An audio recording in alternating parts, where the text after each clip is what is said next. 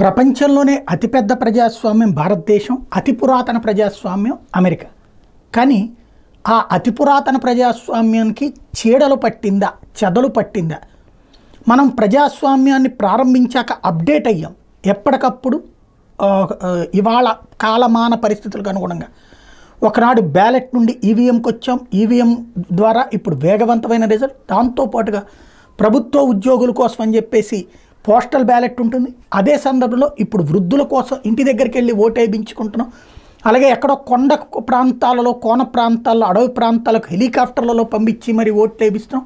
తద్వారా ప్రజాస్వామ్యానికి నిజమైన అర్థం అన్నటువంటిది భారతదేశంలో ఒక్క ఓటు ఉన్న ఊరికి కూడా 7 సిబ్బంది వెళ్ళి ఓటు వేయించేటటువంటి సిచ్యుయేషన్ చూస్తున్నాం. అది డెమోక్రసీ యొక్క బ్యూటీ. ఆ బ్యూటీని కరెక్ట్గా నిర్వర్తిస్తున్నాం మనం. గెలుపు ఓటములు ఇది పక్కన పెట్టండి, ఎవరిష్టం వాళ్ళకి వ్యాఖ్యానాలు చేయొచ్చు. బట్ మన ఎన్నికల సంఘం ఆ విధిని పర్ఫెక్ట్గా నిర్వర్తిస్తుంది. కానీ అమెరికాలో అట్లాంటి సిస్టమ్ లేదా? ఏకంగా ట్విట్టర్ అధినేత ఎలన్ మాస్క్ లాంటి వాడే చెప్తున్నటువంటిది ఏదైతే డ్రాప్ బాక్స్ బ్యాలెట్లను తీసేయాలి, అట్లాగే మెయిల్ బ్యాలెట్లు తీసేయాలి. మెయిలింగ్ బ్యాలెట్లు, డ్రాప్ బాక్స్ బ్యాలెట్లు ఎక్కడ పడితే అక్కడ ఓటు పడేసిపోవటం, అట్లాగే ఇట్లాంటిది రద్దు చేయాలి అని సూచిస్తున్నాడు.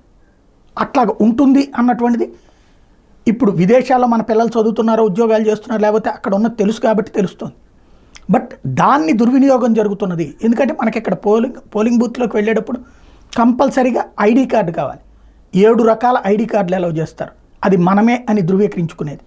అందులో ఓటర్ ఐడి దగ్గర నుంచి, ఆధార్ కార్డు దగ్గర నుంచి ఇట్లాగా ఉన్నాయి. అదే సందర్భంలో వాళ్ళకి అది లేదు, అట్లాంటి సిస్టమ్ లేదు. ఎవరైనా చేసుకోవచ్చు. ఇప్పుడు వెళ్తా మీరు ఆ బ్యాలెట్ దాంట్లో పడేసిపోండి అంటే పడేసిపోవచ్చు. అలాంటి దాని వలన ఇప్పుడు ఈ శరణార్థుల కథలు నడుస్తున్నాయి, మిగతాయి నడుస్తున్నాయి. డెమోక్రసీకే అదొక చెదలు అన్నటువంటిది మాట్లాడే వాళ్ళు ఉన్నారు. బట్ ప్రతి ఒక్కళ్ళు ఓటు వేసేందుకు అదొక మార్గం. ఇండియాలో కూడా అది కావాలని కోరేవాళ్ళు ఉన్నారు. ఏది కరెక్ట్ అన్నటువంటిది అమెరికాలో ఉన్నటువంటి మిత్రులే చెప్పాలి.